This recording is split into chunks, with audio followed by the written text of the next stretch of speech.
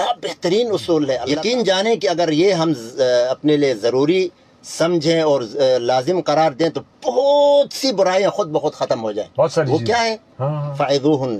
بیوی بات نہیں مانتی ہے، نماز نہیں پڑھتی ہے، آپ جس سے چاہتے ہیں کہ نہ ملے وہ ملتی ہے، کوئی بھی بات جو آپ کی نعمت ہے واضح و نصیحت سے سمجھاؤ. یہ اس لیے اللہ تعالیٰ نے حجت تمام کہا کر دیا ہے، وہ اس لیے اللہ تعالیٰ نے فرمایا کہ ان کے دل نرم ہے، وہ جلدی سمجھ جاتی ہے. سمجھ جاتی ہے. زیادہ اچھا زبان کا استعمال جی. بہت ہی پیارا ہونا چاہیے. یعنی کہنے اگر سے ہاں وہ نہیں مانتی آپ کی بات کہ جاؤ اپنا کام کرو، میں تو وہ کروں گی. اچھا وہ بغاوت ہو گئی. ہاں. وَاهْجُرُوهُنَّ فِي الْمَضَاجِعِ.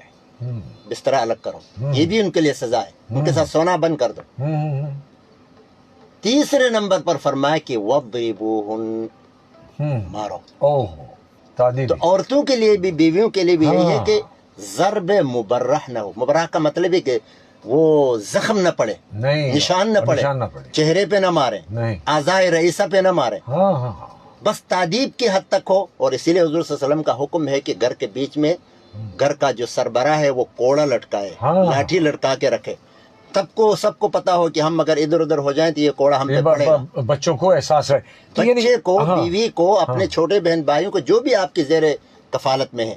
تو یہ ہو گیا گھر کی اصلاح اور گھر کے معاملات کو درست کرنا.